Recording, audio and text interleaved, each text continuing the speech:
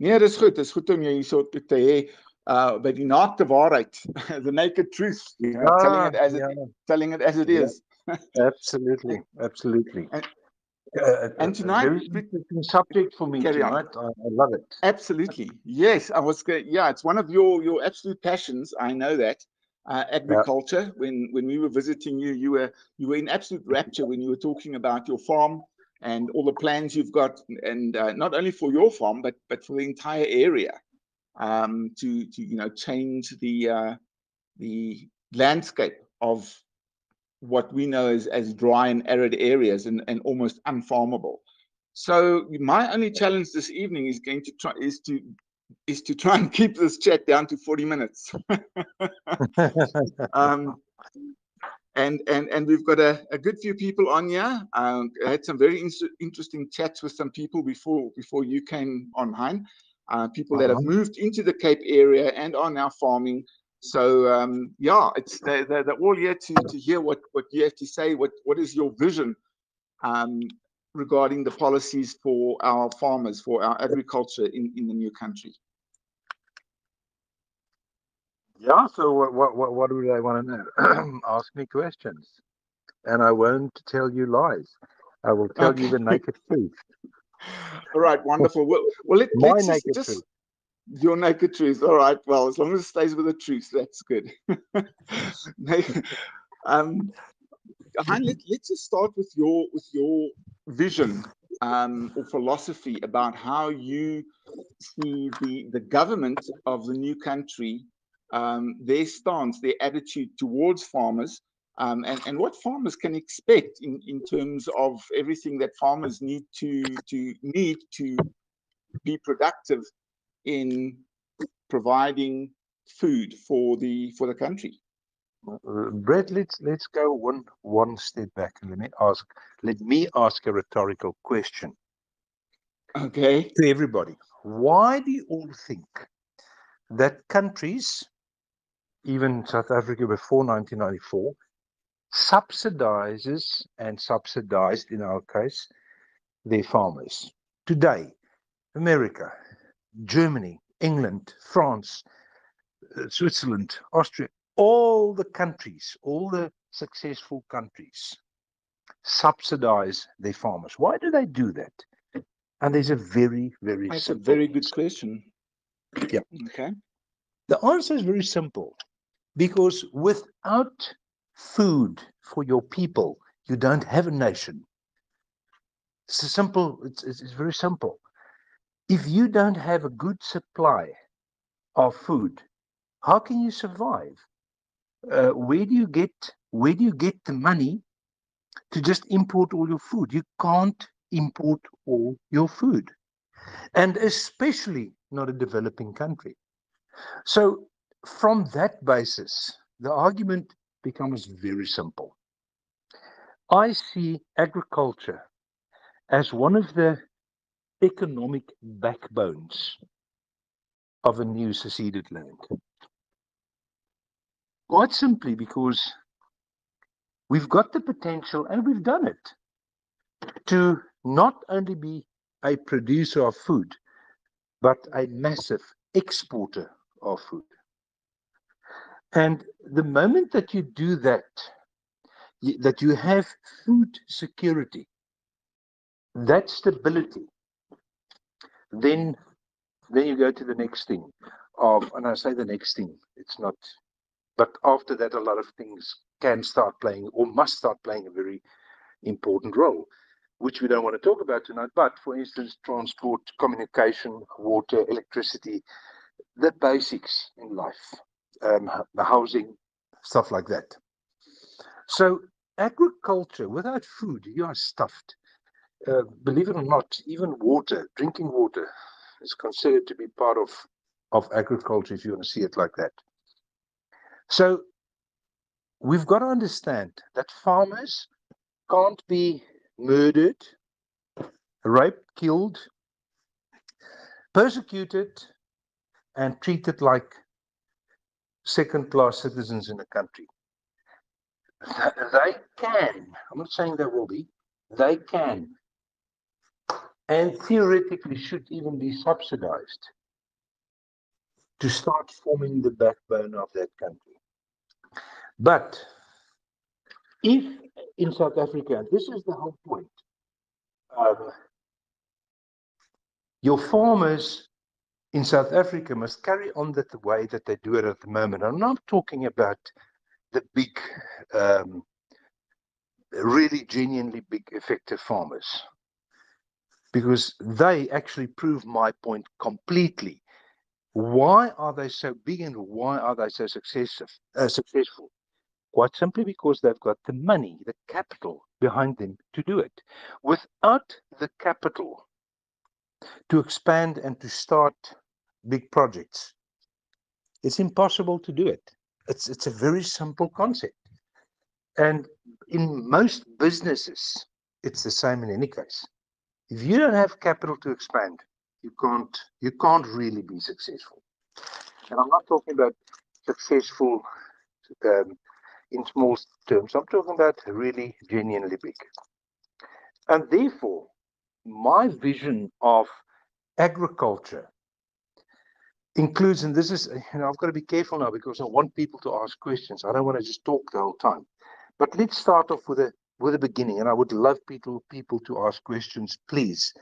So, Brett, interrupt me if there are questions. But to start off, guys, yeah, just an invitation to people. Any questions regarding agriculture? Hein is willing, able, and very eager to answer your questions. It's a subject he absolutely loves. So nothing is too inconsequential. Please put up your hand. I'll add you to the channel. Sorry, Hein, please continue. Okay, so to start off with, you can't farm without water. So that's the first thing that we've got to start looking at. And that is it's water security, meaning the dams must be enlarged. That's the first thing. With that, you obviously will create more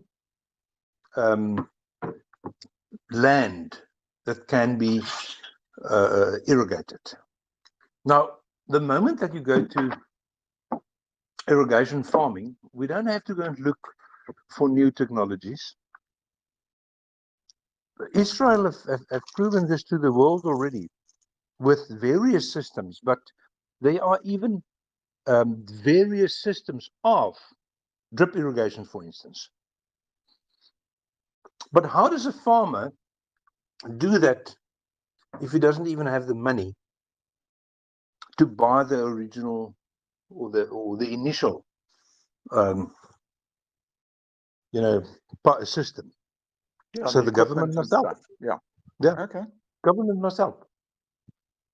And apart from that, they need, funny enough, all of this I'm talking about now, by the way, existed before 1994. Government employed specialists that doesn't cost the farmer a cent to help them to actually do it.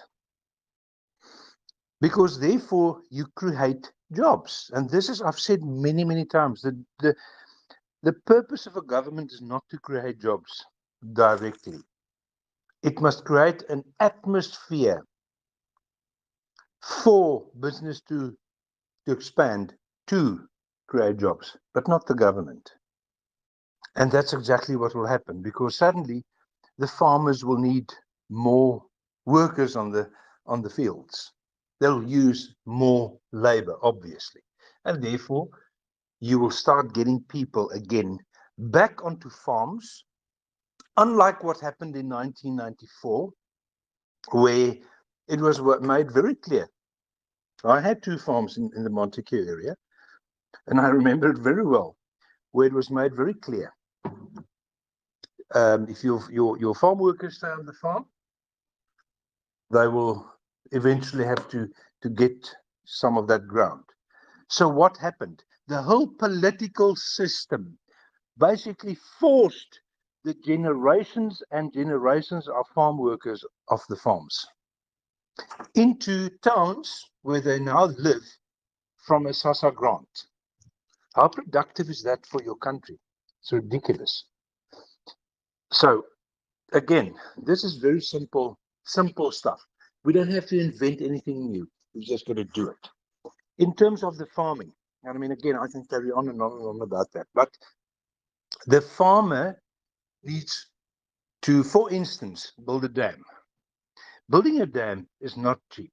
It's extremely expensive. Why? Quite simply because the machinery that you use is extremely expensive per hour. So then it's simple. The government must supply the machines with the operators. And I mean, I'm talking about typically you have in an area, that depends on the area how big it is, but 1D11, 1D6, one back actor, 2 trucks, stuff like that you can actually do this. One scraper, the big commercial scrapers. So the government then does that. Why? Because if you look at the money that will cost the government to do it, it's actually for a government less than change to buy those machinery and pay those salaries of that people on a permanent basis. Because what they do is they basically upgrade the whole farming system by helping farmers develop their farms. And that development of that farm is obviously done in cooperation with these government experts on, start off with dams, irrigation, whatever it is, engineers for the roads or whatever. But for the farmer, or for most farmers, to do that on their own, it's just too expensive. They can't do it. Then to do training, to give an idea, because you need to train the farmers, but you definitely need to train the farm workers as well. That's where the whole system, again, of the ecobootses that I'm talking about the whole time. It's basically, I'm talking about the Israeli kibbutz system, which I've coined a new name of the ecobootz, quite simply because it's the same basic principle, but in detail, it's totally different. So what is the ecobootz? The ecobootz is there not only for intense farming, but for training for the people. Because again, it doesn't cost money, and the ecobootz obviously produces vegetables and meat or whatever. So that doesn't, the ecobootz doesn't have to be subsidized by the government. It actually carries itself, but it gives training to the people. And yes, I'm envisaging an ecobootz like that for literally every town, even more. Ecobootz will have not only training facilities, but also areas where the produce of the farm, the value adding system will be totally there. For instance, no raw product must ever go off the ecobootz. You don't send tomatoes of it, raw tomatoes. No, you make tomato paste or cooked tomatoes in tins or whatever it is. So that's the whole concept. Does this sound like dreams? No, it's actually incredibly simple and easy to do it. And I've said it many times, you only need one thing to do it, the will to do it. And then obviously with that, the right people that's there to do the training, to run these places, and in the process, obviously, not to try and enrich themselves by any ways possible with corruption. That is the reason why South Africa is where it is at the moment. The corruption is so rife that whoever is appointed in whatever position, it never works, because the corruption is more important than the concept of what they should do. Sorry, did anybody want to ask something? Yeah, David, yes, I'd like to ask a quick question, and then David's also got his hand up. I'll unmute him. So the ecobootz, I'm not exactly sure what happens on the kibbutz in Israel, but the kibbutz here sounds like it's going to be far more than just a place where we grow stuff and milk cows and have wool and what have you. There's going to be processing and marketing and everything involved. So it's going to be almost like the foundation. The Landbou school that we know so well. So they're going to be able to do their practicals on a kibbutz or a kibbutz, for example. Well, yes, in a way, but you're totally right. It's like a Landbou school, but it's much more. Because on the kibbutz, which obviously, let's say, for instance, is just out of town, you'll have, for instance, a kindergarten for the townspeople. And those parents will pay a small fee for the children to be there for two reasons. Firstly, for their children to be looked after during the day, but also for you to train call it the carers or teachers or whatever, to look after them. Because remember, those people that will be trained there will live in the kibbutz, exactly the same as the kibbutz system. Right. But in that, you will also have, for instance, a frail care system for the old people.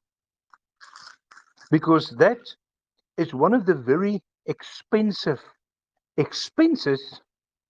of any government. Wow, but I'm talking nonsense here, am I not? Because the government doesn't do it. That's the sad thing. The government is supposed to look after sick, old, frail people, but they don't. So with this, I'm saying that the government must, with these kibbutzes, also put up a lot of frail cares, because in those frail cares, you can now train carers. You can have your sisters, your medical staff, and you can have a very, very cheap system of looking after the old people. And obviously, the circumstances that are in it, it's like fantastic. It's perfect because it's on a farm if you want to see it from their perspective. So that's from one side to the other. But then, like I said earlier, you will also have not only the growing of vegetables that will then be totally worked to a final product. Call it, for instance, basil. You don't sell basil to the market. You sell basil paste. You don't sell olives to the market. You sell finished, packed olives or olive oil. And all of this is possible quite simply because creating this kibbutz, that capital that goes in there will come from the government, and then in that process, the machinery to do it. Why is this all important? Because the people that get trained on these kibbutzes will go and work on farms. But now suddenly they know the process of picking grapes or picking olives, of working olives, of extracting the oil. So it's not new to them. It's the same with the dairy. They'll know how the system. And I mean, obviously, the people that go for training won't do everything. They'll do whatever they choose to do because it's an open system. Meaning they can choose. They want to spend, call it 6 months on the dairy side. Then they want to spend 6 months on the olive oil extraction side. Then they want to spend 6 months the growing and packing, or firstly cooking and whatever packing of the vegetable side. So the whole idea is it's a small but intense farming, taking the product to its total end sellable product and not the raw product to the market. That's the whole idea. Which at the end of the day means that the big scale farmers out there, not part of the kibbutz, when they learn about all this, are going to be standing in line to hire people off the kibbutzes to come and work on their farms because they know so much. They've been trained. That's the whole brilliant. idea. Absolutely. Absolutely brilliant. But it goes further than that. Now you get somebody that loses their job. The guy's got a wife and 2 or 3 children, and he loses his job. And we've said nobody's got to sit on the street and sleep under the stars. And what happens to him? You take him to the kibbutz. He gets a job.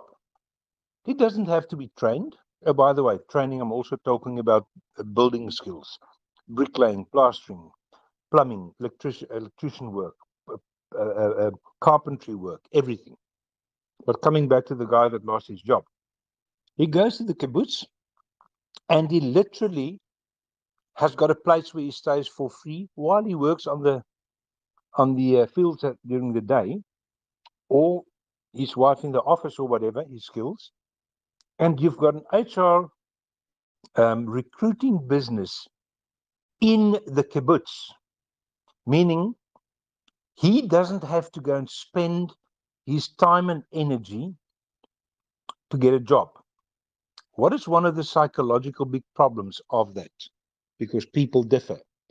He's got financial problems, or she, and he phones some company that advertises a job, but he's so nervous that he actually loses the job before he sent his CV in.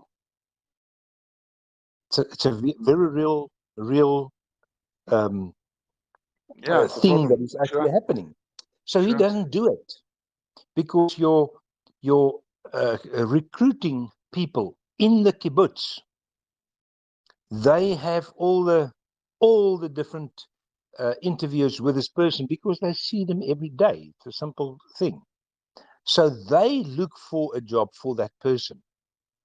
And the whole idea is that these people, once they talk to an employer, the employers will get the trust in this system to say, well, if these guys say this guy is this and that or whatever, we can take him. We will take him.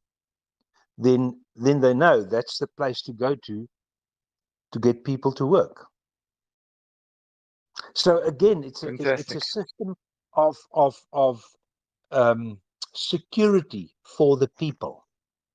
Yeah. And obviously, in that case, that recruiting company gets, let's say, for instance, or not the company, sorry, the recruiting division of that kibbutz gets, for instance, a 1 month salary, because that's the norm in the industry. That's right. It goes to the kibbutz, and that, again, that's part of the income of the kibbutz. Yep. So, it all sounds. Yeah. Okay. Sorry, Hein. I know David is holding on there. David, if you want to unmute yourself and you can have a chat with Hein if you've got a question, no problem. Welcome. Good evening. Hello, guys. Can you hear me? Loud and clear. Go ahead. Hein is listening to you. Oh, great. Now, the question I have is concerning the water rights and the mineral rights on the property or on the farm. Will that change? Will the government have their fingers in everything again? David, to answer you on that is actually very simple. In fact, I have spoken about this a couple of times before. If you buy property, you buy that property. That means everything under it and all rain that falls on it. It's one of the biggest scams that this government, one of, where they take your minerals. You must pay for the borehole water that you take out of the ground. And I won't be surprised if they start putting taxes on solar energy that you get from the sun and rainwater that you collect. So the answer to you is absolutely will you get it. To give you a good example, in Germany, for instance, in the northern part of Germany. Sorry, guys, it was just my phone ringing. In the northern part of Germany, there's a lot of of gas underground. If they tap gas from your property, you get paid for it. It's yours. I hope that answers your question. You there? Yeah, we're listening to you. You seem like quite a busy person this evening. No, we're still connected, 100%, Hein. Yeah, no, I Thank just you, have to. thank you, Hein. That's what I think a lot of people would love to hear. Yeah, thanks, Hein. Well, it's always been like that. But since 1994, this government came up with all this clever nonsense. Yeah, Slimfang say boss eventually, I suppose. All right, guys, anybody else have a question for Hein? He is here this evening specifically to answer your questions around agriculture. If you've got a farm, or you're thinking of farming, or you're thinking of being part of the foundation for our new country's agriculture, then please speak up. JJ, I've connected you to the stream. You are welcome to unmute yourself. Hein is here to chat with you. Good evening. Hi, good evening. Just a question regarding the water. Would it be possible to be like Namibia, that they use seawater and they purify it, and the salt that is left they use to make roads? Would that be possible or not? JJ, you're talking about reverse osmosis, I presume. Am I right? Yes. Yeah. Okay. In terms of reverse osmosis, I can tell you that if you have the process of reverse osmosis on a big scale, in that brine, salt is just one of the byproducts. There's a massive amounts of chemicals, including chlorine, that comes out of that, or can come out of that brine. So the whole idea is to, yes, do also reverse osmosis, but remember, again, reverse osmosis, they say is very expensive, but it's only expensive because they use traditional electricity for it. I propose have solar systems only for a reverse osmosis plant, because that plant can be so effective, it's unbelievable, if it only runs on solar. And again, depends on where you want to do it. You can even have what we call gravity battery, water batteries. What do I mean with that? Mass water batteries. While you use electricity during the day, you use solar power as well to pump water up minimum 35, 40 meters. During the night, you release that water that then spins a generator that again then gives power off. So the possibility is very big. But to answer you, salt for roads, no, won't do that. There's too much negative about that for the environment in terms of putting salt in the ground, and secondly, the rust factor on vehicles. But all the chemicals that you can get out of the process is definitely worthwhile extracting it. So the answer is we will definitely utilize that brine and the byproducts that are much more expensive than just the salt, yes. Fantastic. Thank you, Hein. JJ, thank you for the question. Awesome. Does it answer your question? Do you have something to add? Yes, that answers me. Thank you. You're welcome. Thanks very much. All right. Any other questions? Please just raise your hand so we can add you to the stream. Hein, do you anticipate any kind of revolutionary technology coming out of our country? I mean, within 5 years, we are going to be, as you say, exporting produce and being a world leader, I think, in agriculture. Is there anything that's going to put us ahead, or that we can talk about at this point? Brett, I have to smile when you ask the question, because to me it sounds as if you've listened to some of my conversations with people. To answer your question, will there be technology that comes out within, you said 5 years, it's much less than that.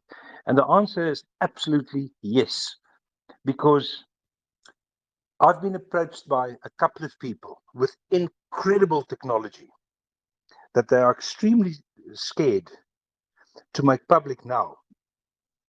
Quite simply because, especially with this whole Article 25 of the Constitution that can be changed, and that Ramaphosa said that they will try and change in this year, people are extremely scared because that's part of it. People don't realize it. They can even lose their rights to, for instance, patents, because that's part of your property. So to answer you, yes, there's a lot of new technology, but then again, we've proven this before, South Africa, that we do produce fantastic. So why would it be different? In fact, it will actually be, the possibility will be even better. Hein, sorry, we did lose you there for a few seconds. Before you said even better, there was something else. No, I said the possibility for new technology will even be better in the new country, quite simply, because the people that want to develop new ideas, new technologies, will be supported.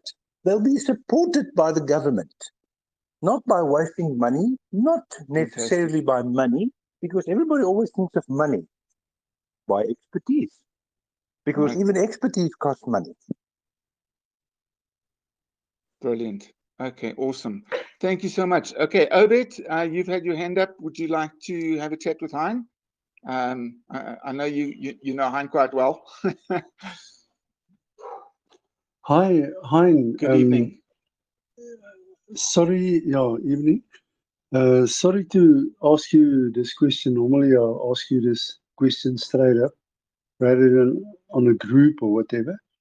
But the people working on this eco-bootses, how will they be remunerated? Obed, everybody that works there will get what we call a basic income, because remember, they don't have to pay water, electricity, food, accommodation, transport. Basically, they don't have to pay anything. That we will base on the Israeli kibbutz system, where you get a very basic income, very basic, but you've got absolutely security with a roof over your head, and I'm talking about good accommodation. So people won't get 10,000 Rand per month, because it doesn't make economic sense for the kibbutz, because the idea is to help the people, because remember, in the process, they get free training, free. They don't pay a cent for anything, for nothing. But they will get enough money that if they smoke or eat chocolates or sweets or whatever it is that they need, basics. Because obviously in the modern world now, people also need, for instance, Wi-Fi. So each of these kibbutzes will have a massive stream of Wi-Fi, so people will have open connectivity. So yeah, I hope that answers your question, Obed. Yes, it does. Thank you very much. Okay, Brett, can I ask you a favor, yes, please? Sure. For some reason, I don't know what happened to the sound. I think it's that call that came in. I'm going to quickly leave and come in again, and hopefully it'll sort it out. We do hear you perfectly right now, Hein? Yeah, okay. Oh, okay. All right, guys. So while Hein is away, yes, please let me encourage you to ask your questions. Put your hand up. Just ask Hein anything. That's why we've got these streams here. It is for people to ask questions. If people aren't asking questions, then it's hard to justify maintaining the stream all the time. Hein wants to feel like he is adding value, and the way he does that is by answering your questions. And you know, it's such a big topic that we're talking about this evening that any question, I mean, it's very simple. It's very, very easy to ask. Welcome back, Hein. So you've rejoined us again. Yeah. It was. I think it was just the connectivity thing when those calls came in. It just 90% of your sound was muted. Oh, but I'm back. Oh, okay. Good. Yeah. Technology for you, hey. And it's encouraging to know that you know, these eco-butchers are going to be so well equipped. Will we have like agricultural specialists that go around and help the farmers, give them guidance, tell them exactly what kind of equipment and the best equipment and the best strategies around their farming, even if they are experienced? You know, there might be things that they didn't know about that can evolve their understanding and their productivity. Well, Brett, that's what I referred to earlier, that the government will have that same system again, where they will have specialists that and like we had previously, where they will have the specialists that go around to help the people. Obviously, in the same sense, those same people will see that the people don't rape the country by overgrazing and stuff like that. Absolutely. But that's the whole idea. Part of what I envisage, and again, the government can't tell the people what to do, but it can suggest what to do, what they think will work better. For instance, which is very, very normal in, for instance, America, places like that. Just take a tractor, for instance. If you want a decent middle-sized tractor, 80 horsepower, for instance, you talk about 500,000 rand at least. And you can't farm with just one tractor. So the idea is to pool farmers, that they have, because that's part of the other problem, is that your tractor drivers are not trained. Who trained a tractor driver in South Africa? Nobody. That's why a lot of these tractors are literally in such bad shape, because nobody knows what's really happening. And the farmer, I don't know, I don't want to even go into why they allow it to happen. But the idea is to then get the farmers to pool, to have, for instance, not each farmer a combine harvester, but a combine harvester, for instance. And again, this the experts can work out, but let's just use an example. One combine harvester for every, call it 2,000 hectares of wheat, for instance. You know, just as an example. But in the same sense, if it's a very big productive area, then you'll have more companies, which, by the way, has already started in South Africa, private companies that go around as harvesters, for instance, and do the harvesting for the farmers. That means the farmers does not need the 2-3 million rand capital outlay for a harvester with the trucks, with the tractors and trailers. We're farming very inefficient in South Africa. And it's a traditional thing. Everybody wants to do their thing on their own, but it's not very productive. That's the reality. And the moment that you have specialists that can sit down with the farmer and say, listen, if you do this, and this, and by the way, while I'm sitting here, you don't have to, nobody's got to pay me. The government pays me to give you the information for free. But if you do this and you work with this company, or you guys form a small little, call it a co-op if you want to, for implements, then your figures will look like this compared to what it looks like now.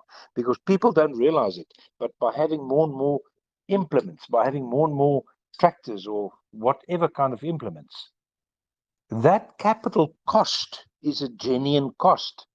But because people think they need it, they never make that calculation.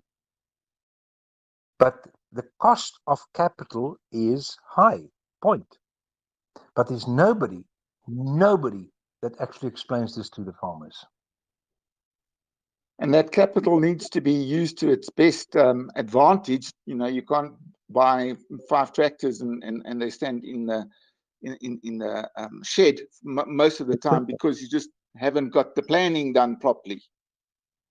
Well, you're not going to tell the farmer what to do with his capital, but once he's part of this system, if he wants to build a swimming pool on the farm for him, or he wants to buy an aircraft, or he wants to have more holidays, that's fine, because that's part of what we stand for: total freedom. Life is not what it is at the moment supposed to be. Life is supposed to be freedom, fun, enjoyment, and not worrying about next month's repayment of a tractor or combine or even a shed for that matter. So the idea is to make people economically, obviously, also more free, yes, and to enjoy their money. Because remember, if they enjoy their money, what do they do with the money? They put it back into the economy, because the guy that sells aircraft also is going to make a living. The guy that sells accommodation in Hartenbos, he's also going to make a living. So you just turn the money in the country more and more. Within the country. Yeah. Yeah, 100%. Absolutely. Hein, I can see this is not going to be the last session on agriculture. There's so much to talk about. But we've come to the end of our session tonight. We're trying to keep it down to 40 minutes so that the sound file doesn't get too big for those who want to share it. So thank you so much. We really appreciate you being on with us again. Thank you for your time and your insight that you're sharing with us on the Naked Truth. That's a pleasure, Brett. Yeah, I'd like to have more questions, because I'm sure a lot of people have got